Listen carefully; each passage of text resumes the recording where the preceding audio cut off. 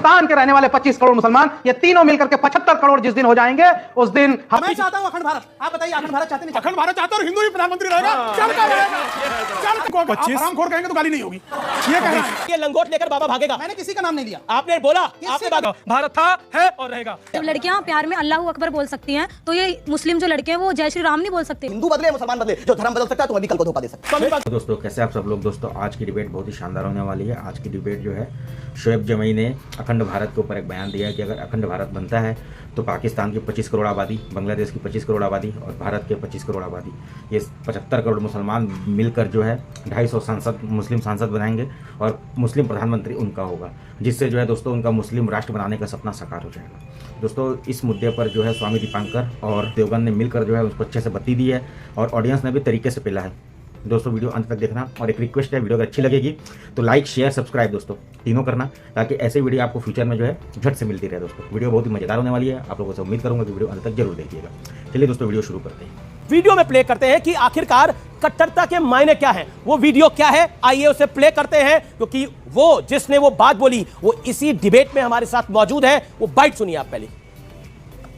अल्लाह करे वो दिन आए कि ये देश अखंड भारत बन जाए और पाकिस्तान के रहने वाले 25 करोड़ मुसलमान और बांग्लादेश के रहने वाले 25 करोड़ मुसलमान और हिंदुस्तान के रहने वाले 25 करोड़ मुसलमान, ये तीनों मिलकर के 75 करोड़ जिस दिन हो जाएंगे उस दिन हमारा ही मुसलमान प्राइम मिनिस्टर होगा और 250 से ज्यादा यहां से हमारे सांसद होंगे। 2024 चुनाव के बाद ऐसे बाबाओं को लंगोट लेके न भागना पड़ा तो शोएब जमई का नाम बदल देना। तुम्हारे बाप का देश थे।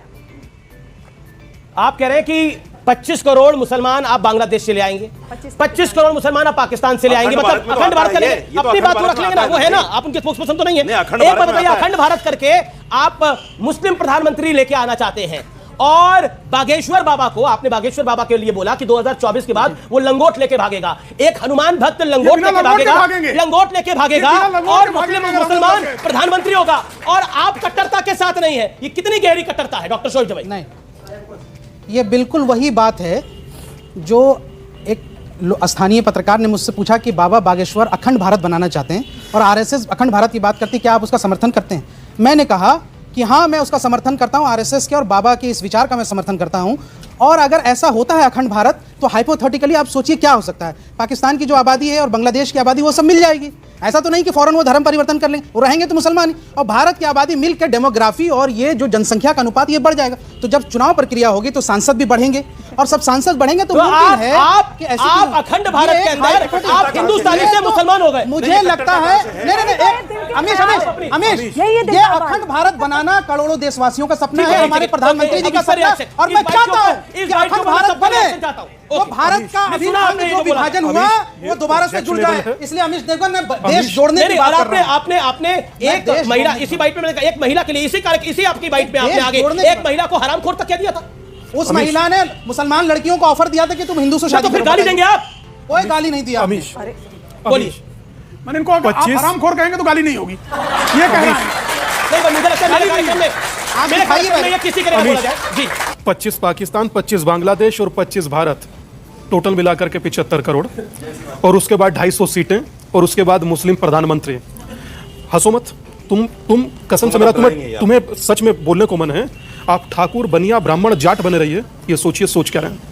अच्छा ये बात भाई अखंड हिंदू, तुम्हें हिंदू होने की जरूरत है। जातियों में यार ये कोई ऐसे कोई ना होता है, बोला ना आपने। अरे अखंड भारत मेरा थोड़ी प्रस्ताव है भैया, आपका है, हम उसका समर्थन कर रहे हैं। बोलिए आप अपनी बात को बोलिए। जातियों में रहना मत चाहते हो, मगर मैं आपसे एक बात और हाथ जोड़कर कह रहा हूं, और कहो तो पल्ला फैलाकर भीख मांगू यार। अगर जो एक होकर रहना है तो रहो, वरना तो देश का विघटन ऐसे होगा। आपको ठाकुर, ब्राह्मण, बनिया, जाट, गुजर बनाकर रखेंगे और खुद दुनिया के शहरों के भी मुस्लिम जोड़ रहे हैं और उसके बाद सांसद बना रहे हैं और उसके बाद प्रधानमंत्री चाहते हैं।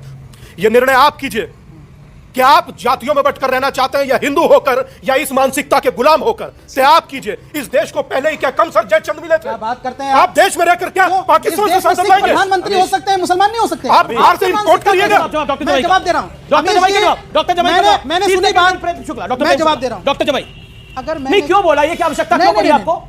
अगर इस देश में हमारे सिख प्रधानमंत्री बन सकते हैं अल्पसंख्यक समुदाय से, तो अगर मैंने कहा कि एक पशमानदा मुसलमान जिसको प्रधानमंत्री मोदी जी खुद बहुत पसंद करते हैं, अगर पशमानदा मुसलमान कोई प्रधानमंत्री बन जाए, कोई मुस्लिम महिला हिजाब वाली अगर प्रधानमंत्री बन जाए, तो क्या बदल जाएगा? अब मैं बताता हूं, अब आप सुनिए, अब आप सुनिए, अब आप एक second, all audios down, PCR, all audios down.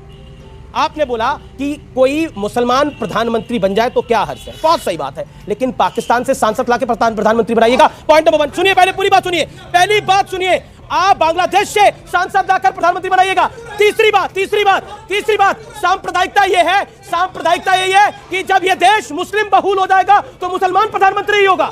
सांप्रदायिकता ये है इसके देश में 100 करोड़ से ज्यादा मुसलमान हैं, 100 करोड़ से ज्यादा हिंदू हैं। यहाँ पे राष्ट्रपति मुसलमान हुए, किसी ने उनका धर्म नहीं देखा, किसी ने उनका धर्म नहीं देखा। अखंड भारत चाहते नहीं चाहते?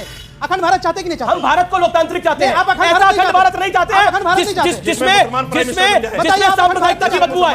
आप लोग अखंड भारत चाहते कि नहीं चाहते?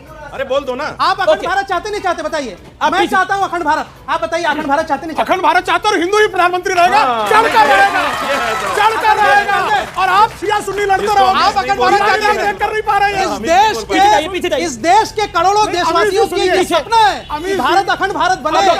ये जो पाकिस्तान बांग्लादेश टूट गया ये फिर से जुड़ जाए। अब डॉक्टर प्रेम शुक्ला, देन साजिद ये मेरी देशभक्ति है। ये बड़ी देशभक्ति दिख रही है आपकी, इनकी जिसमें आप लंगोट, आप कह रहे हैं ये लंगोट लेकर बाबा भागेगा। मैंने किसी का नाम नहीं लिया। आपने बोला, आपने बागेश्वर धाम के धीरेन्द्र शास्त्री के लिए बोला कि वो लंगोट लेके भागेगा, वो हनुमंत भक्त लंगोट लेके भागेगा। आपने बोला 2012 में रामदेव बाबा के साथ ऐसी घटना हुई थी। ये ख्याली आपने किसी धर्म गुरु के बारे में भी बोला। ये आपको इजाजत किसने दी बोलने? इजाजत किसने दी आपको बोलने? हमने किसी का नाम नहीं लिया। लेकिन राजनीतिक बागेश्वर धाम के करोड़ों भक्त हैं। ख्याली पुलाव पकाने वाले इस बात का ध्यान अब रखें। आपकी तैयारी क्या है जी 2024 के अंदर? ये तो दूसरी तैयारी कर रहे हैं, वो कह रहे हैं कि प्रधानमंत्री हो जाएगा, लंगोट लेके बाबा भागेंगे। क्या 2024 में अखंड भारत बन जाएगा? बाबा तो यही रहेंगे, लेकिन बाबा के विरोधी नंगे भागेंगे अगर बाबा के समर्थक उतर गए तो। एक बात। दूसरी, जो अहले इस्लाम की बात करके पाकिस्तान ले गए थे, सिर्फ 30-24 सालों के भीतर पाकिस्तान और बांग्लादेश अलग हो गया। और आज भी पाकिस्तान में सिंध अलग होने को तड़प रहा है, पंजाब अलग होने को तड़प रहा है, बलूचिस्तान अलग होने को तड़प रहा है। इनकी औकात हो तो पहले बांग्लादेश और पाकिस्तान को एक करा दे। है इनकी औकात, है इनकी औकात, है इनकी औकात। हम उसको भारत में ले आएंगे। अखंड भारत में शुरू कर। अगर हमने चाह लिया तो पाकिस्तान और बांग्लादेश के टुकड़े टुकड़े करके उसको भारत में शामिल कर देंगे और अखंड भारत। डॉक्टर भाई आप अपनी जगह पर रहिए। मुस्लिम लीग बनाकर भारत का विभाजन करते हैं धर्म के आधार पर, फिर कहते हैं कि मैं बांग्लादेश पाकिस्तान मिलाकर हम एक करेंगे। अरे आप लोगों का सपना है देश पर कब्जा हो, आपका विचार है, यही आपका सबसे बड़ी एक ऐसी कामना है। मैडम आपने अपनी बात को रखा। अब ये देखिए लोग देश तोड़ने की बात करते हैं, देश विरोधी बात आप करते हैं। आप तो लंगोट लेके बाबा को भगवा रहे हैं विरोधी लोग हैं। जी जी। अभी प्रेम भाई ने 2 बातें कही, बहुत अच्छी बात कि पाकिस्तान के 2 टुकड़े हुए। मैं तो कहता हूं कि उनके 1000 टुकड़े हों, क्योंकि हमारा दुश्मन देश है वो।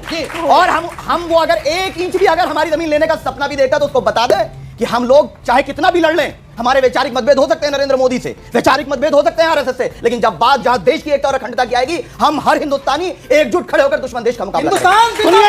और दूसरी बात, अखंड भारत का प्रस्ताव सरकार ने दिया है, पार्लियामेंट में फोटो भी लगा है। और अगर अखंड भारत बनेगा तो उसमें यह नहीं कि पाकिस्तान के सिर्फ मुसलमान या हिंदू, फिर वो पाकिस्तान नहीं होगा, फिर उसे अखंड भारत कहा जाएगा। और जब अखंड भारत होगा, हमारा देश लोकतांत्रिक है, लोकतांत्रिक ही रहेगा, ना ये हिंदू राष्ट्र बनेगा, ना इस्लामिक राष्ट्र बनेगा। जो सपना देख रहा है वो देश विरोधी है, देश संविधान से चलेगा। आपने बोला कि हमारा देश लोकतांत्रिक है, लोकतांत्रिक ही रहेगा। मैं आपसे जानना चाहता हूं, इस देश में बहुत सारे, क्योंकि हिंदू राष्ट्र तो कोई है नहीं, कोई भी नहीं है, मतलब एक नेपाल होता तब तो वो भी नहीं है, लेकिन मुस्लिम राष्ट्र, मेरी गिनती अगर सही है 56-57 है, 58 हो सकते हैं, इससे कम नहीं हो सकते, इससे कम नहीं हो सकते। एक लोकतांत्रिक देश बता दीजिए वहां पर, उन 56-57 देशों में वन डेमोक्रेटिक कंट्री। पहली बात तो बताइए ना, पहली बात तो यह है कि हम भारतीयों को विदेश से कोई मतलब नहीं, क्योंकि हमें देश की चिंता, हम देश की प्रगति में। सवाल पूछा मैंने कि लोकतांत्रिक बताइए, सुनना चाह रहे हैं, वो बता रहा हूं। अभी टर्की का इलेक्शन हुआ, प्रधानमंत्री जी ने बधाई दी, तो लोकतांत्रिक हुआ कि नहीं हुआ? बधाई दी। टर्की लोकतांत्रिक है, ये प्रधानमंत्री मतलब 57-58 में से एक लोकतांत्रिक देश आपको दिखा। मुझे तो एक का नाम बताओ, मेरे नाम बता दिया। एक दिखा रहा आपको, एक दिखा रहा आउट ऑफ 57-1, मुझे आउट ऑफ 57-1। सुप्रीम कोर्ट ने कहा कि फोर्सफुली कन्वर्जन कराना, धर्मांतरण कराना नेशनल सिक्योरिटी के लिए थ्रेट। बिल्कुल कहा। उसके बावजूद भी निरंतर ये चीजें हो रही हैं, चाहे वो गेमिंग ऐप के जरिए हो, चाहे हाथरस में एक स्कूल के जरिए उनको नमाज पढ़ाने की प्रैक्टिस की गई। दमोह में तो कौन सी वो तहजीब होती है पता तुम्हें? कोई एक वो गंगा यमुनी तहजीब, दोनों बह गई उसमें, 3 तो टीचर परिवर्तित हो गई। गंगा जमुना स्कूल का नाम था वैसे। हाँ, उसी में तहजीब दिया गया ना, वही ना तहजीब दिया गया। अच्छा, और छोड़ दीजिए, दमोह देख लीजिए, और उसके बाद बचा कुचा गाजियाबाद देख लीजिए। आप सरस्वती पूजा करते थे स्कूल में, तब आपका ये हाल है। चलिए अब आप, और हमारे स्कूल में हवन भी होता था। बोलिए ओम भूर्भुवः स्वः। अरे पब्लिक डिमांड आ गई, गायत्री मंत्र सुना दीजिए। अब मैं क्या बोलूं इनको, गायत्री मंत्र सुना दीजिए। देखिए गायत्री मंत्र सुना दीजिए। क्या कह रहे हैं आप लोग? ओम भूर्भुवः स्वः। स्कूल छोड़े हुए इतने बरस हो गए, लेकिन मुझे थोड़ा याद है, मैं सुना रहा हूं। सब्र रखिए, ज्यादा चीयर लीडर मत बनिए, सुन लीजिए। ओम भूर्भुवः स्वः तत्सवितुर्वरेण्यं धियो यो नः प्रचोदयात्। गलत बोल दिया। मुझे इतना ही याद है। चलिए, बड़ी बात है, 15-20 साल हो गए स्कूल छोड़े हुए। मैं हेड बॉय हुआ सरस्वती माँ की प्रार्थना अमीश, हमारे स्कूल में होता था, सारे बच्चों को उसमें शामिल होना पड़ता था। प्रार्थना कर रहे हैं सर। सुनिए, उसमें शामिल होना पड़ता था। मैं ही हेड बॉय था, तो हमें कभी मेरे माँ बाप ने नहीं कहा कि तुम रेडिकल हो गए हो, हिंदू हो गए, नहीं कहा। मैं डीएवी का स्टूडेंट हूँ। है अब या नहीं? गायत्री मंत्र पढ़ लिया उन्होंने राष्ट्रीय चैनल पर। अब बोलिए साजिद रशीद। अभी स्वर्ण जाति के लोग क्रिकेट वो खेल रहे थे फुटबॉल, और एक दलित लड़के ने फुटबॉल को छू लिया तो उसको मारा। दुष्प्रचार देखिए, उसको मारा। गलत है ये पब्लिक डोमेन में है। ठीक है, ये पब्लिक डोमेन में, अपनी तरफ से नहीं कह रहा हूं। अमीश, तो आप अब कौन एक से सवाल आया इस तरफ से। पहले तो आप ये डिफाइन कीजिए जो कौन जब से हिंदू सवाल नहीं मांगा करना था, चाहते हैं। जवाब तो अब डॉक्टर नहीं जमाई के ऊपर सवाल पूछा अंबर जैदी जी ने, उसके जवाब क्या सवाल था आपका? अभी उन्होंने गायत्री मंत्र पढ़ा, क्या इसके बाद ही ये मुसलमान तो है? सवाल ही नहीं है कुछ भी। ये सवाल नहीं है। सवाल ही नहीं अरे है। मौलाना, सवाल ही तो इस्लाम के सवाल ही नहीं है। अभी आपने कहा कि औरंगजेब ने भारत को बनाया है। हमारे शास्त्रों में कहा गया है, उत्तरम यत् समुद्रस्य हिमाद्रि चैव दक्षिणम वर्षम तद भारती नाम भारती यत्र संस्थितः। भारत था, है और रहेगा। जी ओके, ये जवाब था, सवाल नहीं था। ओके ओके, आपने पुलिस पूछे सवाल, जिसने नहीं पूछा वो पूछे। सवाल क्या? जब लड़कियां प्यार में अल्लाह अकबर बोल सकती हैं, तो ये मुस्लिम जो लड़के हैं वो जय श्री राम नहीं बोल सकते? वो कह रहे लड़कियां अगर प्यार में अल्लाह अकबर बोल रही है। मेरी बहन ने बहुत अच्छा सवाल किया। मैं बार बार कहता हूं कि परिवार, ये फैसला जो है ना विवाह का, बिल्कुल संवैधानिक आजादी में उसको नहीं आ रहा। विवाह का फैसला परिवार वालों को करने दीजिए। परिवार वाले मुझे और आपको जितना प्रेम करते हैं कोई दूसरा नहीं कर सकता। हम इश्क में जो बह जाते हैं ना कि यही मेरा आशिक है। अभी क्या हुआ, लिव इन रिलेशनशिप में मुंबई में कुकर में उबाल दिया, साक्षी को मार दिया। दोनों तरफ अपराधी हैं। और भाई जो धर्म बदल सकता है, जो आस्था का प्रतीक है, चाहे वो हिंदू बदले मुसलमान बदले, जो धर्म बदल सकता है तुम्हें भी कल को धोखा दे सकता है। एक दादा हमसे क्यों अनफेयर करते हैं? सुनिए नहीं करता सर, आपको बहुत मौका दिया। मैं सिर्फ इतना कहना चाह रहा हूं, श्लोक के बाद के आगे का श्लोक है कि परित्राणाय साधूनाम विनाशाय च दुष्कृताम धर्म संस्थापनार्थाय संभवामि युगे युगे। तो भगवान कृष्ण जिस चीज को कह चुके हैं मुझे कहने की आवश्यकता नहीं। और रही बात किसको अपना मानते हैं और किसको नहीं, तो सुन लीजिए भाई साहब, हिंदू तन मन, हिंदू जीवन, रग रग हिंदू, मेरा परिचय। चाहे वो दलित हो, और दलित करते हैं आप। दलित आप पढ़े अम्बेडकर को? आप एक बार भारत विभाजन पढ़ लें, उसके बाद ये आप कम से कम नाटक नहीं करेंगे। जल्दी हमारे यहाँ महाराणा प्रताप शिवाजी और भगवान राम, उन लोग अपने माता पिता का बात मान के जंगल में गए, वहां पे तपस्या की। लेकिन आप बता रहे हैं जो औरंगजेब जो अपने पिता का सर कलम करता है, तो उन्हें सिखाया था। और आपके यहाँ आपके मौलवी सिखाते हैं कि आतंकवाद को बढ़ावा दो, तुम्हें 72 हुर्रे की जन्नत मिलेगी। लेकिन सुनिए, हमारे हमेशा ऑन द रिकॉर्ड होता है, हमेशा सुनिए हमेशा ऑन द रिकॉर्ड होता है कि 72 हुर्रे की जन्नत मिलेगी। ये 72 हुर्रे की जन्नत है क्या? वो कह रहा 72 हुर्रों की जन्नत है क्या? नहीं, सुनिए आप सुनिए भाई, मेरे रिलीजियस फेथ पर आप डिस्कशन मत करिए। आप रिलीजियस एक्सपर्ट नहीं है। सुन लीजिए। अरे भैया, आप नहीं बोल सकते हैं कि स्वामी लंगोट लेके भागेंगे। आप मैंने कहा, इन्होंने बोला। अगर आप हम पे सवाल खड़े करेंगे तो हम भी आप पे सवाल खड़े करेंगे। भारत में रहने वाला कोई मौलवी साहब अगर वो कहे कि हम कोई इस्लामिक राष्ट्र बनाना है, ऐसे मौलवियों को भी अपना पजामा छोड़ के भागना चाहिए। और अगर कोई कहे कि हम भारत में यहाँ से हिंदू धर्म के बुनियाद पर एक राष्ट्र बनाएंगे, वो भी एक देशद्रोही बयान है। आप खुद बाइट दे रहे थे, तो आपको पजामा छोड़ के भागना चाहिए क्या? क्यों? हम अखंड भारत खुद बाइट दे रहे थे थोड़ी देर पहले। भारत की बात खुद बाइट थी आपकी, क्या बात? आपकी तो खुद बाइट थी अभी थोड़ी देर पहले, आपकी खुद बाइट थी।